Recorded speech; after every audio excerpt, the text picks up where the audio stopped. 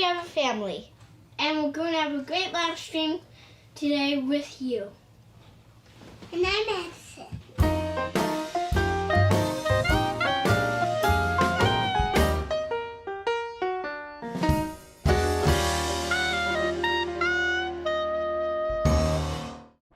Hey everybody, I'm Garrett with Diary of a Family. As you can tell, it is just me today. So, go easy, alright? Anyways, thank you Living Light RV and Days Great Adventure for joining us today. We hope that you'll have time. If you can't stay for the whole live stream, make sure to jump back in and say hi later. So, question of the day. What are your big plans? If you don't have them under wraps and you'd like to share them, make sure to leave them in the comments or in the chat, and we'll talk about that as we go along on our live stream today.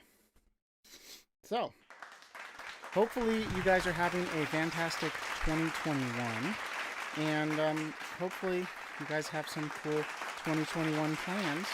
We hope that the Canadians are able to make it down to come see us, because we're missing our Canadian buddies absolutely right now. So, anyways, we have quite the story to tell you guys, and my word. So, Quartzsite was a whirlwind of a trip, and we wanted to share what happened to us and why we left early and all of that, and we're going to get to that in just a second. But if you notice in the title of this video, I said Garrett's RV Tech Tips. So I'm going to be doing a section at the end of this video. If you have any questions regarding RVs and you would like to get them, figure out maybe if you want to get them worked on, if there's something you should do to make something work better, put it in the chat and we'll get to them at the end of this video. So anyways, hopefully that will be a great thing for you. So I'm going to give you guys some time to think of some questions that you might have, and I'll do my best to answer it. You know, I am somewhat new to the world of fixing RVs, but I've been in an RV for quite a while, and I know a little bit of how these things work. So anyways, make sure to just put it in the chat and we'll get to that. Hey, Graham Patterson, welcome. Hopefully everyone is having had a great just January. It has been quite an interesting month for us. So even though Carolyn is not here, I wanted to share her side of the story, what went on, why we ended up leaving Quartzsite early, and we have tons of fun stuff coming up on this video. So without further ado, let's bring Carolyn on. Cue the Q21 saga.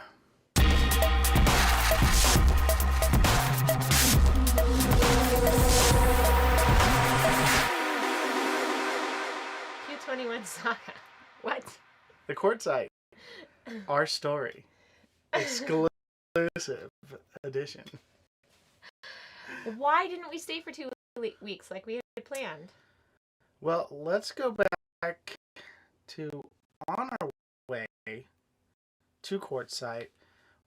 We were still looking for a nursing contract, and tell us how that came about. So we had at least 3 or 4 different applications out, and there was one that looked really good in Phoenix. And so on Thursday morning, I was talking to my recruiter, and mind you, we were like at a rest stop or something like that. Anyway, she was like, "Oh, you know what?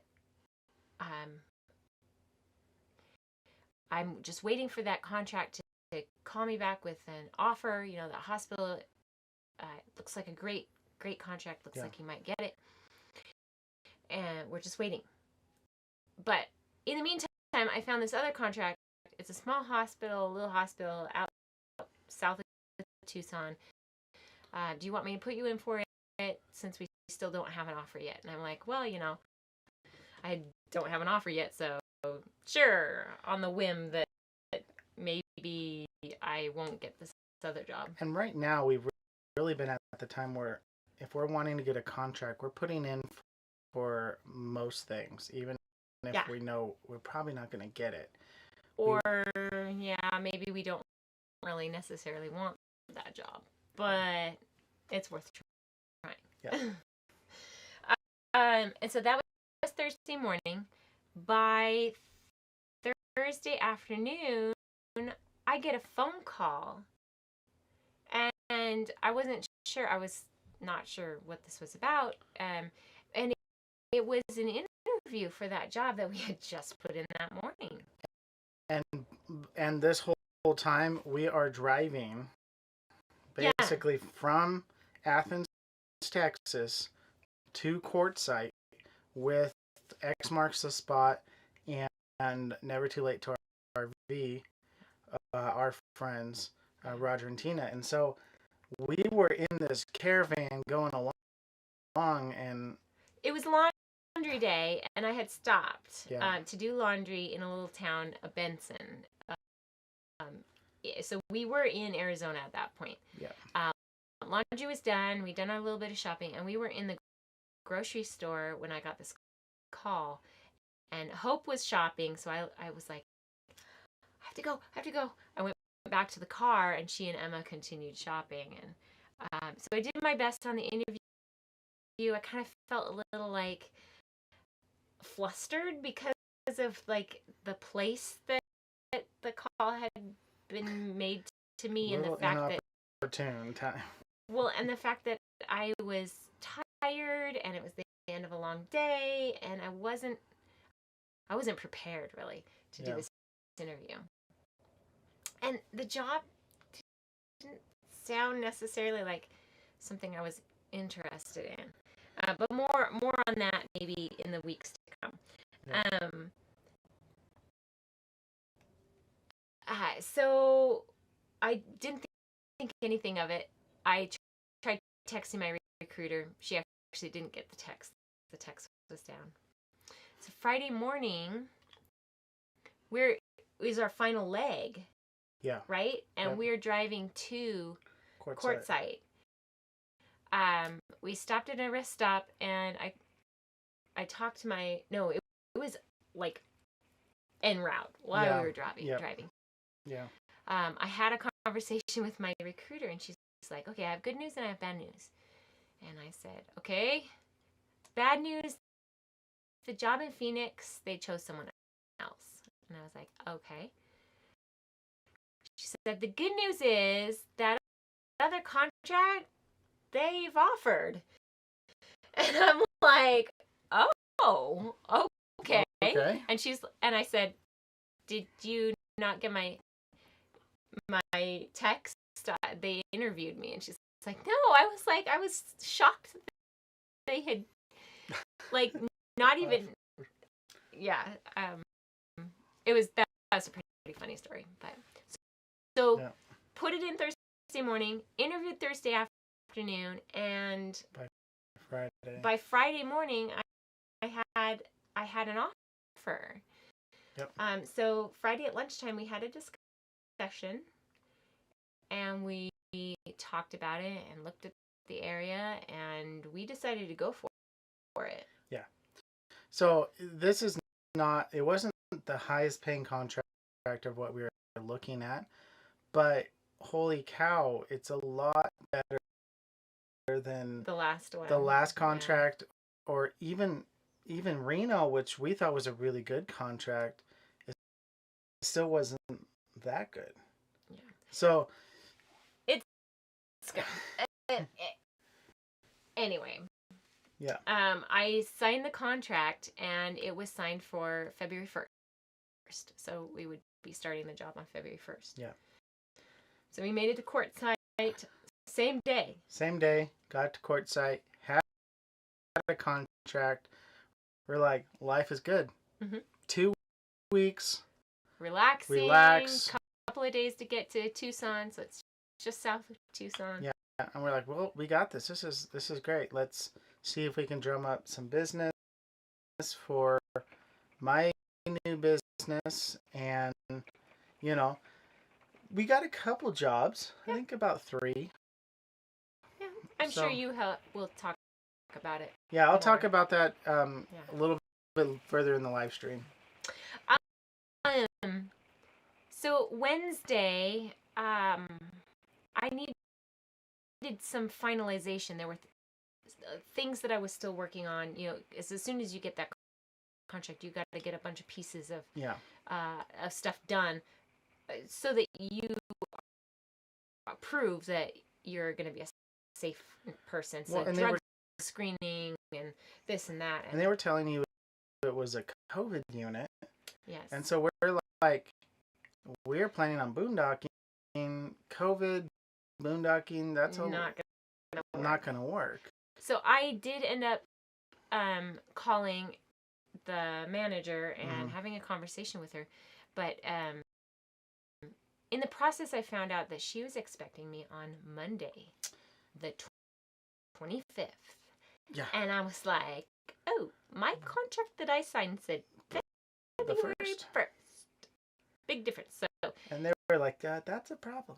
In communicating back and forth with my recruiter, and my recruiter talking to the hospital's agency that they work through, and me talking to the new manager, they were like, look, we had a contract fall through. Yeah. A nurse quit and left, and has left them in the lurch for 3 weeks, and they desperately need me now. And they have all of the orientation all planned out already, and I'm like, oh my gosh. And we were like, where's the $10,000 bonus? But that didn't happen. So I went ahead and signed on Wednesday before start. Yeah, like a week and a half ago now. I signed this new contract starting on Monday, which meant we had Thursday basically to finish up whatever we were doing in Quartzsite, and we left Friday. Yeah. And we made it here to Tucson on Saturday. We met some fun friends who we haven't seen in almost a year, but you're going to have to wait for that video to come out to find out who we met. Yeah. I gotta try something. We got a ton of video content from Quartzsite and on our way to Tucson. And I mean, back and between all the traveling that we've done, it's been awesome fun. You guys, I had a job in basically a week and a half. Yeah. No, it was less than 2 weeks from me applying to me starting.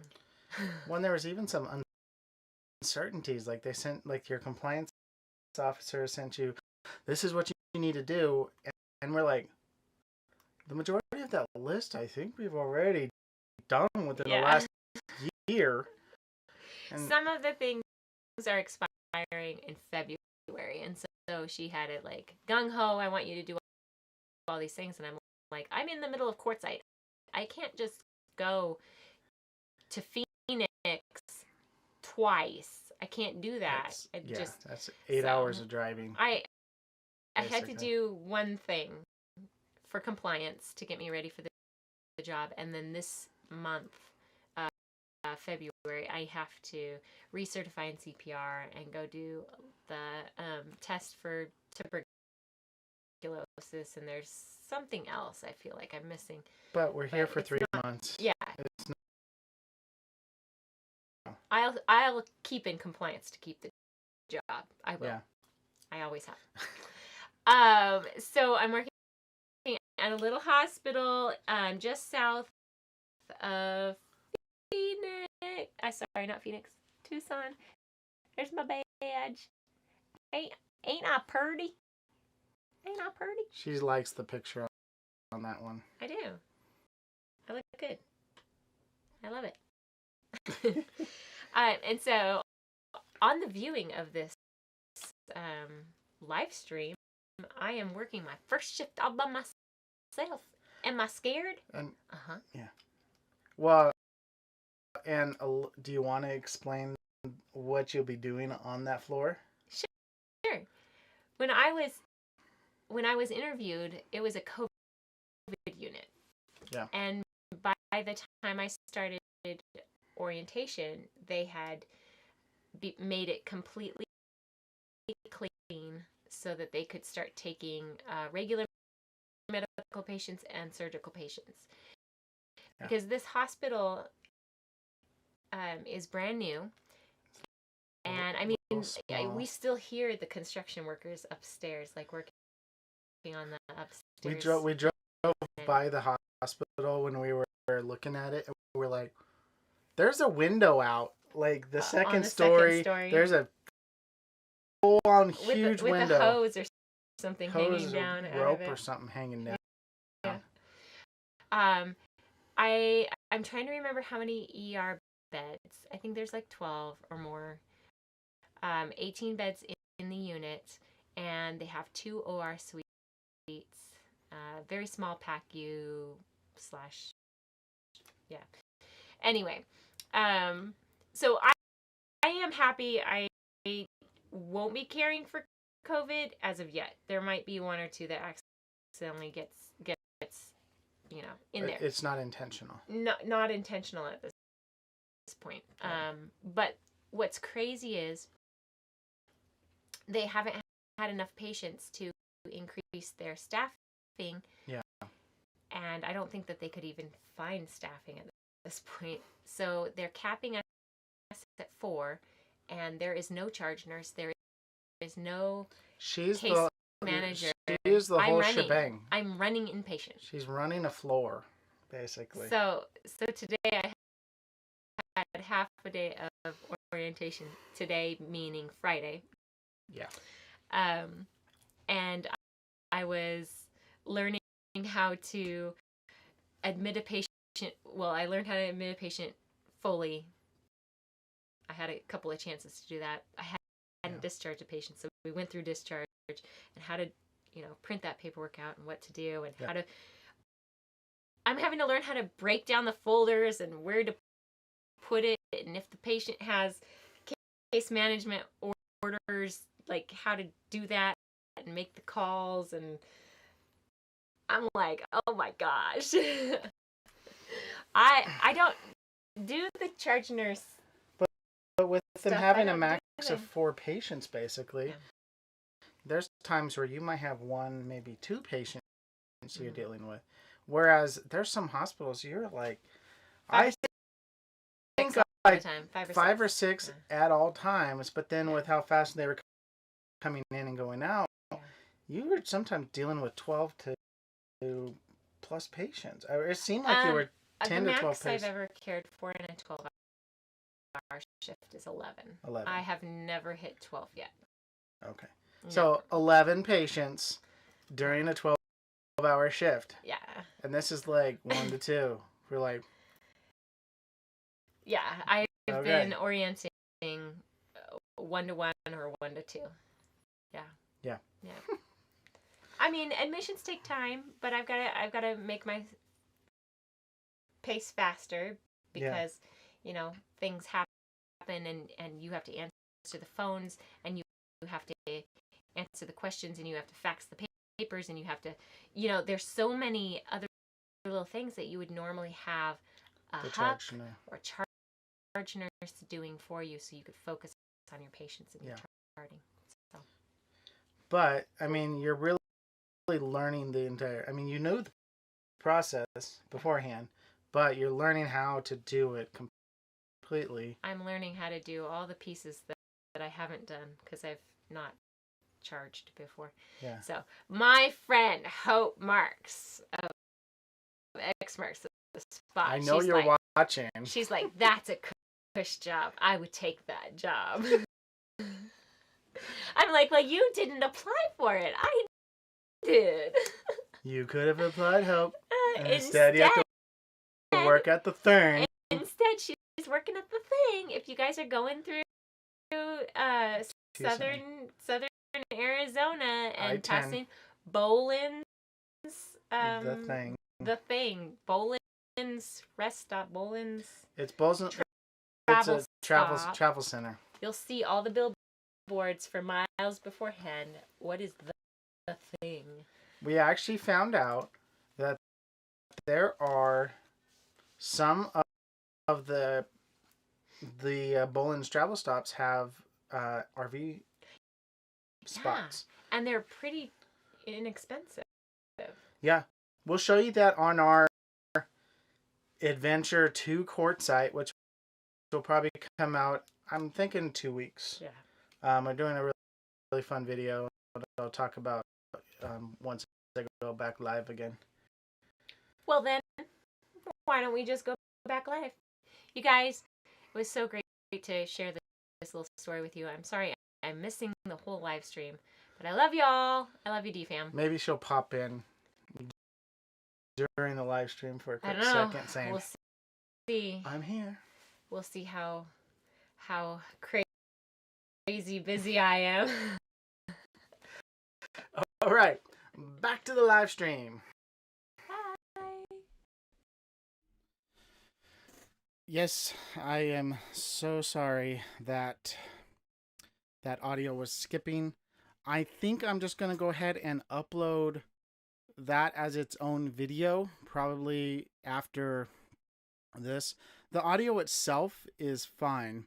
I think what happened in a technical stance, the codec that was sent on that video was set really high. And so the video file, which should have been about a gig, is about 5 to 8 gig in size.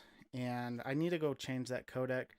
I wasn't sure whether it was going to affect the live stream or not, but obviously that was a lot of information that it was trying to process in real time, basically. So stay tuned. I will have a skip-free version on Diary of a Family probably later today. So hello, Philip Holcomb. Welcome, welcome, welcome. We also have a bunch of other people join us. Fantastic Travels. Ready Set Autism Families here. Weekend RVing is here. X Marks the Spot joined in. And so we've got tons of people in the room. I have a big question for those of you that just joined us. Do you have any plans for 2021? It could be RV related. It could be travel, vacation related. It doesn't have to be an RV, but what do you have planned for this year that you are really, really looking forward to? Oh, thank you. It is a nice haircut. Carolyn did a good job. All right, next topic. So, we had been noticing for a while now that our truck had started leaking oil again. Now, this really kind of made me annoyed because we recently, last year, spent upwards of $4,000 to get all the leaks figured out, and it's still leaking. So, I think I'm going to do an entire video on this whole problem, and took it down to a mechanic's yesterday. Oh, Philip said that they really want to go to Guatemala and see Angela. That would be awesome. I know she's been down there for a couple years now. X Marks the Spot said they're camp hosting in Minnesota. We're looking forward to that. Hopefully, we'll be able to get up there. Living Light RV said plans? Explore Northern Canada this summer. That would be fun. I'm looking forward to seeing your guys' adventures, absolutely. So, back to truck issues. We took it down to a mechanic, drove all the way down to Nogales, because that was the closest Tire Pros, and we've had such good experiences with Tire Pros that we try to go with them primarily if we can. Ready, Set, Autism Family. Diesel scares me because of these stories and No Ordinary Path stories and many others. So they're really, really good, reliable trucks. But all vehicles have issues, and certain years and models of diesel engines have more issues than others. And we've been fairly fortunate to not have anything with major issues. $4,000 seems like a lot, and that is a lot of money. However, um, it solved the majority of the problems that we were having with that truck. And we had gone about a year and a half, almost 2 years, without any major maintenance done on the truck. So diesel trucks are expensive, but they're made to last a long time. So we took it down there, and the mechanic was like, look, oh yeah, I have to see if policy changes, otherwise we have to quarantine for 2 weeks. Yeah, that's a tough one, Philip. But right now, I guess that's the way it is. So got the truck down, looked at it. The mechanic said, there's so much oil all over the place that I don't even know where to start looking. And we could tell that it was in the front of the vehicle, but that was about it. So he went and took some kind of crazy engine cleaner gun. The engine looks really nice and clean right now. And cleaned off all the oil to see if he could find out where the leak was. And yeah, he found where the leak was. The problem is, down in Nogales, it's a very remote town, and they don't have access to the specific tools that are required to fix it. Now, the typical fix for that leak, he was saying between 14 to 18 hours of labor, to get it fixed. And the part that needs to be changed is about a $20 part. So that's where I'm at right now. I know what the actual leak is. I know where exactly it's at, and I'll tell you guys about that probably in another video. The leak is not that large, so it's something that doesn't really need immediate attention. I don't have leaks, let's say, from my transmission fluid or my coolant or anything like that. There is a really, really small leak coming out of one of those what do you call it, paper seals behind the timing casing. So anyways, I'll do a whole video on it later on so that you guys can see what's going on. And yes, we are having truck problems, but the nice thing is it's not a pressurized system. There's no way that this leak is going to affect the performance of the truck. It's just leaking oil everywhere. That's not something that I really want to have done, especially if I'm going around and, helping people with their RVs and I'm sitting there finding oil drips right next to their campsite. So we're going to try and get it fixed. I just got to find a place that knows how to fix this specific problem, and then we'll go from there. So yes, thank you, Ready, Set, Autism Family. If you want to hit that like button, please do. It does help out this video and the channel a lot. All of your engagement does really help as well. So now that we're done with that issue, we had another issue that happened on our way to Quartzsite, and it was a very special kind of issue. So you might have clicked on that thumbnail thinking, what the heck is going on? So that is a toilet seal for an RV toilet. Yeah. So we had issues.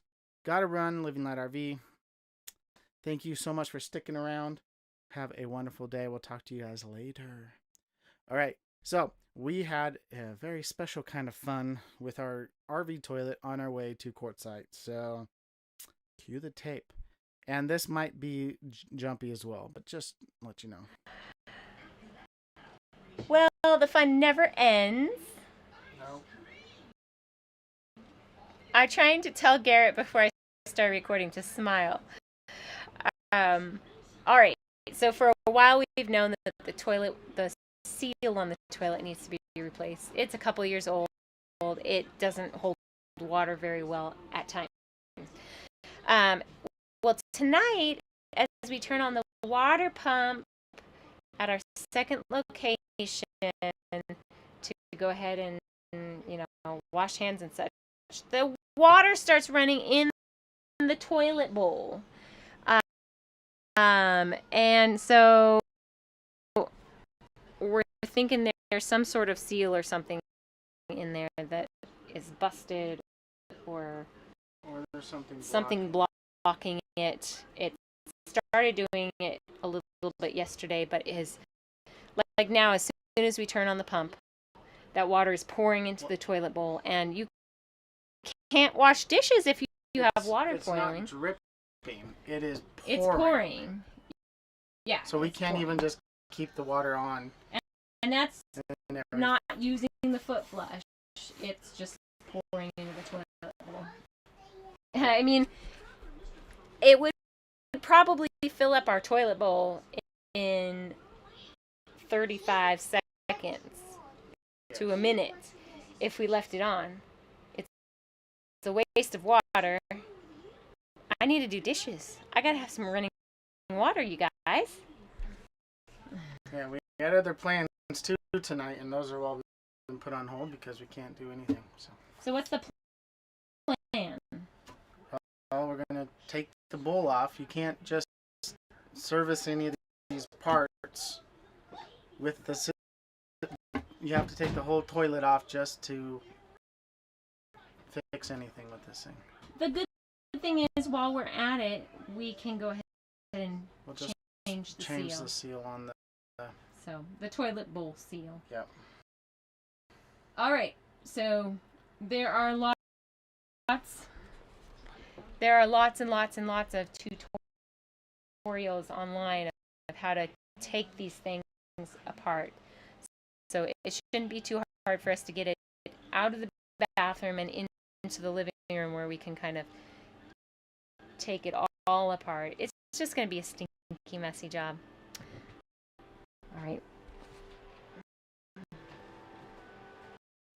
To keep the kids busy while we're doing it, we have them all crashed out on the couch. They are watching a show. And hopefully this won't take too long and we can get back to our regularly planned evening things without too much headache. Wish us luck. I managed to get it off. Garrett let me do it. I was probably better prepared to be back in the back of it, but just held by 2 bolts. And then you twist it off of these things. And now this is what we're going to be replacing. Isn't that gross? And then for some reason, something in here, I think, this mechanics, Garrett's going to have to take it apart and figure out why it's letting water into the bowl all the time. It's the back of the bowl. The water comes in here. So I don't know if maybe the problem is this thing or this thing. And this has been dripping water on the floor whenever you use the foot flush. So we don't know. I gotta figure it out.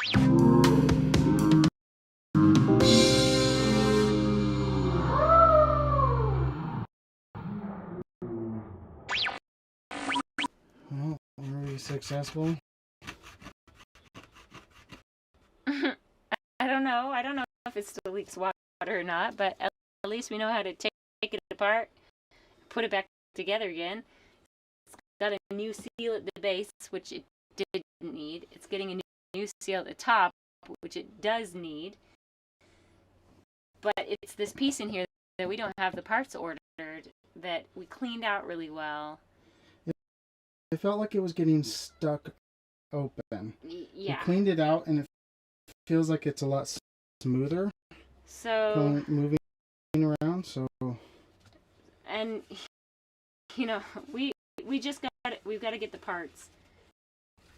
If it doesn't work tonight, we're gonna have to,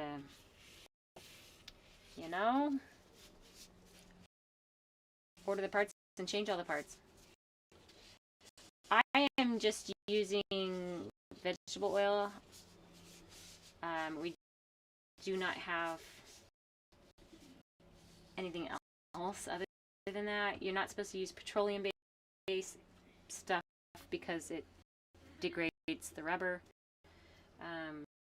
So don't use Vaseline or something like that. But they do have plumber's grease, which we're gonna have to pick up a tube of that too. Anyway, there was a lot of wrestling, a lot of gnashing of teeth. But now that we've done our first one, I think it'll be pretty easy to do the second and third one. You can take this off from the floor and take it out and then take it all apart, or you can take it off in pieces. We've decided to do it in pieces, which means I get the joy of tightening bolts leaning against the wall. But I think we're ready for the top part. Plumber's grease. What? The water stopped. It isn't flowing. It's awesome. It's flowing when I want it to and shutting off.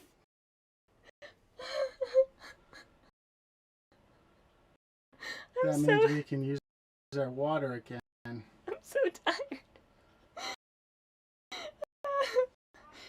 I don't know how long. We started at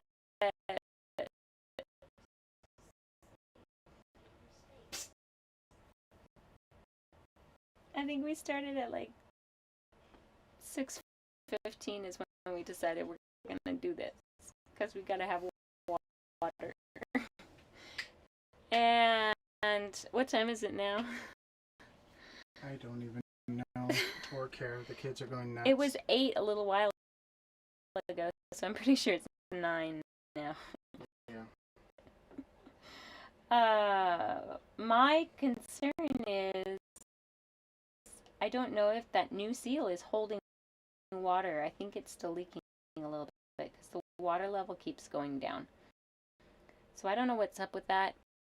But I just used vegetable oil, so maybe we need plumber's grease. I don't know. But that's the least of my worries right now. As long as we don't have that constant. And it was pouring. Oh, yeah.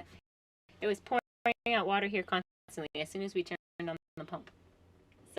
So this is a huge. So, DFAM, we're done. Yeah, those RV toilets are not as complicated as we thought.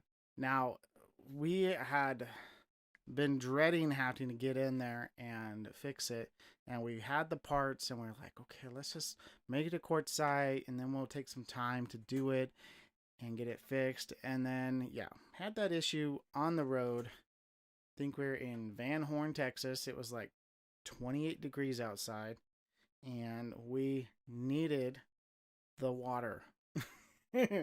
So, I'll probably... we have a new ball seal, and we think that might be one of the problems why it's not closing properly. And so all the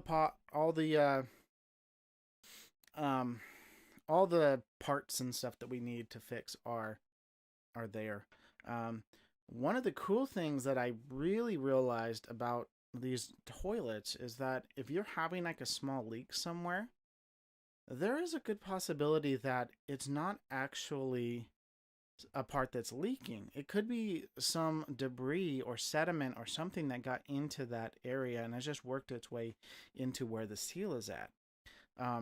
So if you guys have any RV questions that you think I might be able to answer, put them in the chat now, and then I'll see if I can answer those questions while I'm talking about toilets.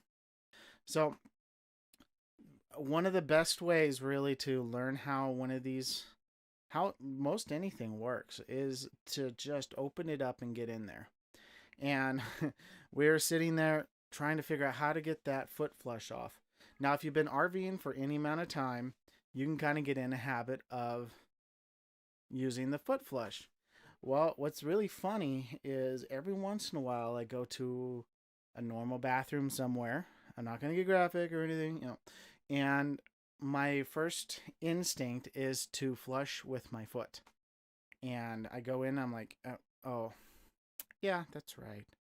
This toilet does not have a foot flush. It has a normal flush.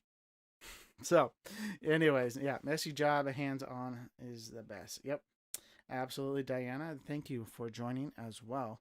So, that is really, the extent of that. I think when we change out the ball seal with a new one, we'll probably pull the whole thing apart again and just show everybody how the RV toilet works. And it's really not that heavy. It, at least ours, broke up into two pieces. You saw the upper half and the lower half. And then the upper half was porcelain, the lower half was plastic. So the lower half is about 6 or 7 pounds total. The upper half is, like 15 or 20. So there's a big weight difference, but the way they have it designed and how it snaps in and all that stuff, it really works out well for, how RV toilets work. So, but a lot of the different systems in an RV are like that. We had, especially going through the National RV Training Academy, if you haven't seen our videos on their course, make sure to go check that out. I'll link them in the description so that you can go watch those videos. I did a video on the fundamentals course, which anybody that RVs, I highly recommend you go take the course. It's well worth the money, and you'll learn so much. It's somewhat of an overload, but you have all the information. And then once you start putting all the pieces together, it really does come out to be a very nice educational course. But then I also did a video on the advanced tech course. Since I have not done the inspector's course, I don't know much about it. I know about the course because I've been there for a couple months. However, because I went the tech route, I didn't go that route. I haven't done those courses. But that's another option if you're looking at a career on the road, as far as either fixing RVs or inspecting RVs. Both are in high demand in the RVing industry. And, if you want to try a new career or try something new, or maybe have a job that you can work on the road, then definitely look into these courses. But back to the different RV systems. There are a few systems that are mildly complicated, just like mildly entertaining. That you kind of like understand how it works. There's gases, there's chromate, there's, Puron, there's all kinds of stuff to make either your RV get cooler, mostly to get cooler, because if you didn't know, most RVs, they take heat to make cool. So they use what is called an absorption refrigerator, or the AC units really do the same thing. By the way, now my USB ports at the desk are getting wonky. I have to jiggle the cable to get them to work. At least I have a great video showing how to replace them. Yeah, that'll be a good video. Do that. Let me know how that works, Richard. All right. So the way like an AC unit works, it takes the air in the cabin, it strips the heat out, and then with the evaporator coil and the condenser coils, it takes it with a big fan and blows it out the back. So the hot air is coming out the back, and what is left coming back into your trailer is cooler air.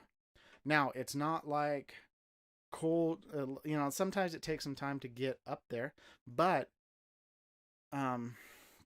it does, take some, it does end up cooling everything down. Just give it a little bit of time. Now, RV refrigerators do the same thing. I'm not referring to residential fridges, which a lot of RVs nowadays are starting to go with, but I'm talking about the old school. I wouldn't call it old school. It's a different technology. And the thing that I really enjoy about the RV absorption style refrigerator is that you can run it off a 12-volt battery. Now, there's other things you have to worry about, like if you're using a flame to boil ammonia and sodium chromate and all this stuff to basically do the same thing, where it strips the heat out of the ice box, which is where your food is at, and leaves colder air in that box. So it does the same process, and there are some things to consider when you have those going. But what we really enjoyed is that we can boondock for extended periods of time without having a huge battery bank and lithium batteries and an inverter and solar and all this stuff, and we can still keep our food cold primarily by just running our generator once, possibly twice a day. So we'd love to be able to run our generator once every 2 or 3 days when we're boondocking, but we're not quite there yet. But baby steps. So anyways, if you guys have any questions, this is your guys' chance to shine. Hello, John Chucker. Hopefully you are having a wonderful afternoon, evening. Hopefully, do you have any plans for 2021? Any place that you hope to be getting to, John Chucker? Just let me know.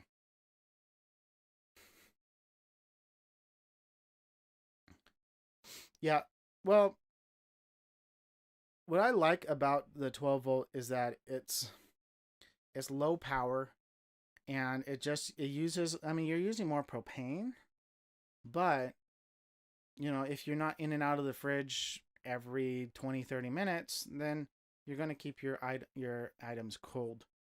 It does take a lot longer.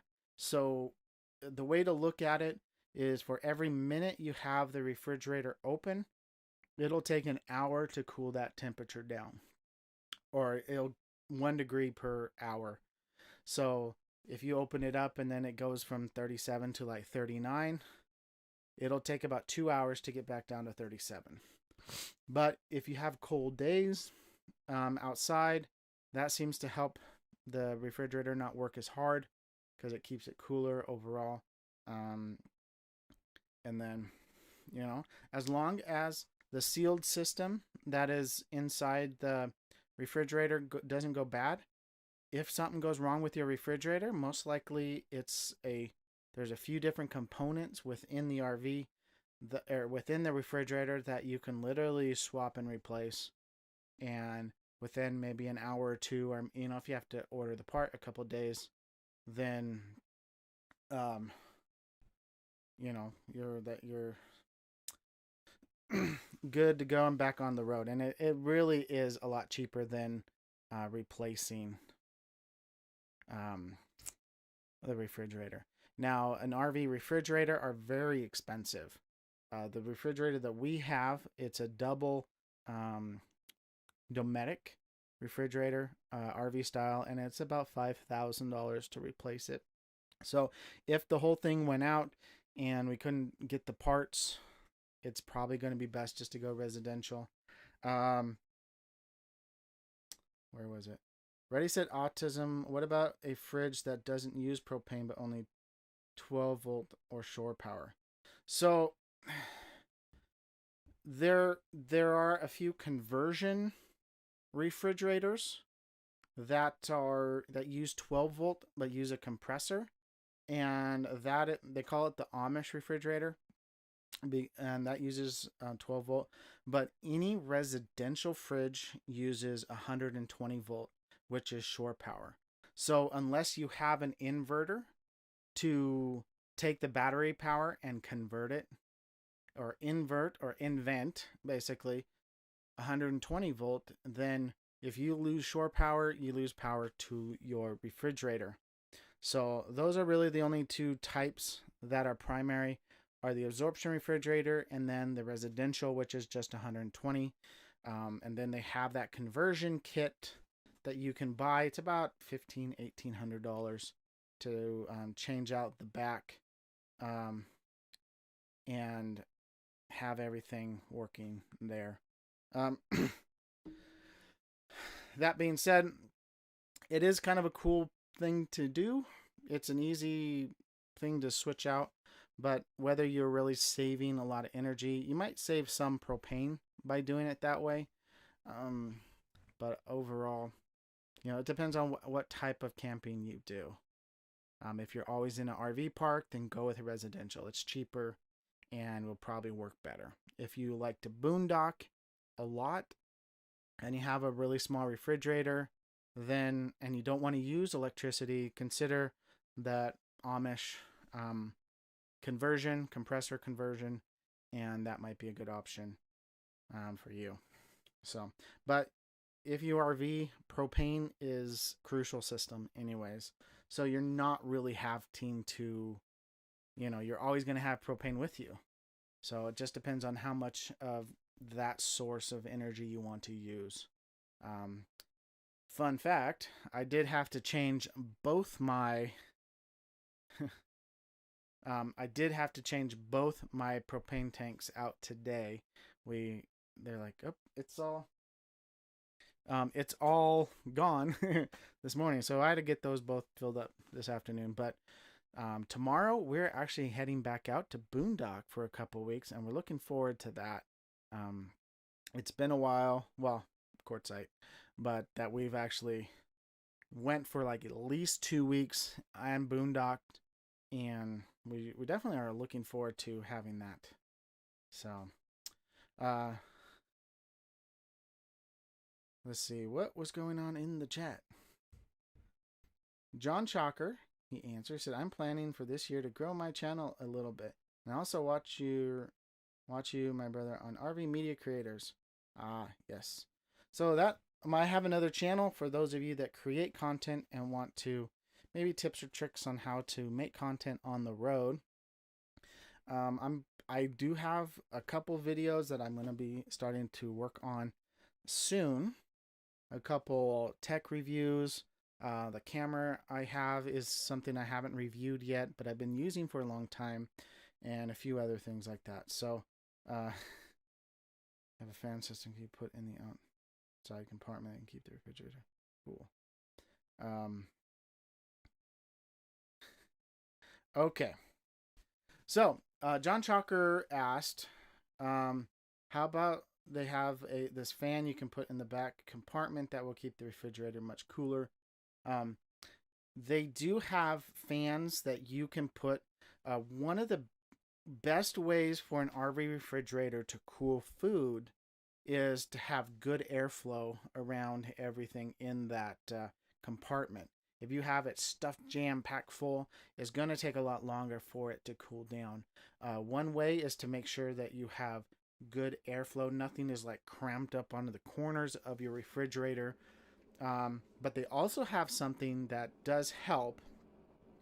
If you put a battery-powered fan, or they even have specially made fans to go into the RV refrigerator that either plugs into 12 volt, and that'll help push and circulate air across the heat transfer points in the refrigerator. But I would not suggest adding more fans to the back of your RV. The reason being is when the RV manufacturers, or the manufacturers of, let's say, the refrigerator, designed their system, they designed it to have a certain amount of airflow going through over the coils that helps transfer and direct heat to the outside. And if you have too much air coming in, you're actually going to have issues.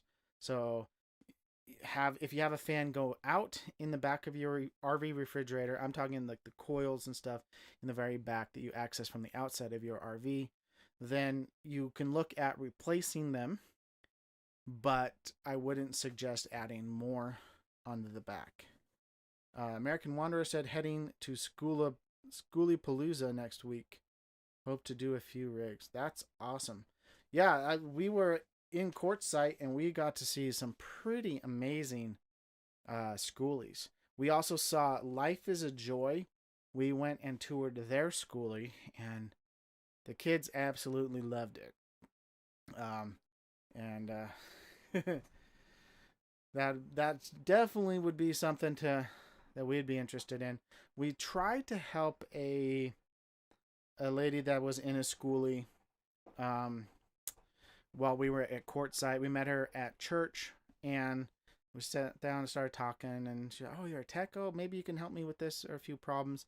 And in the time between us talking, someone was able to help her get the pump set up, and so we helped her with a few problems. But that's really the only experience so far that I've had with schoolies.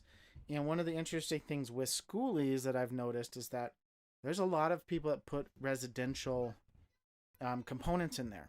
And residential components are not really something that I was taught on, like a residential tankless water heater. You have to have the generator running, and I don't even know how that thing heats up or what the process is. But it's not a 12-volt hot water heater that you would have in a typical RV. So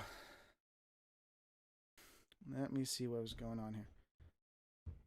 Ready?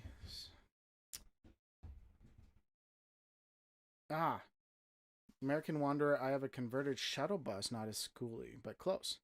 That's cool. Are you American Wanderer? Are you a solo traveler or are you traveling with somebody? Because those converted buses are pretty popular for solo travelers or even those that travel as a couple. Ready, Set, Autism, Family. Oh, they're talking about how cold it is. So right now it's probably here in Tucson. It's high 50s. So Grassroots Living asked, was it the lady at Cowboy Church whose son was passing out the music? Yes, it was. She has, it's like 5 kids there with her. So yeah, we sat down for an afternoon. I think Carolyn sat down and talked with them, and we sat after church and talked with her, and it was pretty cool. We hopefully we'll meet up with them again on the road. That's the one thing that I guess would be somewhat of a downside of this RVing lifestyle is that you meet people for a certain amount of time and then you move on. So we love to meet people and we love to hang out. And, this is really our way, this live stream, our live streams that we do, our videos, our way to connect to what we call our D-fam, which is you guys. So, and we're super thankful and for the community that RVs and and we absolutely love it. So, American Wanderer, solo with a 4-legged dust catcher German shedder. Okay, that is awesome. Well, hope you guys have enjoyed this live stream. Those videos that I put up there, I'm going to do some work on them, get them uploaded so that you don't have that annoying like cutting in and out of the audio. It was not okay. So anyways, thank you guys so much for watching. If you like this video, make sure to give it a thumbs up. Did it go away? All right, my overlay's not working. All right, thank you guys so much for watching, and make sure to like this video, and if you want to share it with someone that you think might like what we do here on Diary of a Family, please do. And I will see you guys out on the road. All right, bye, everybody.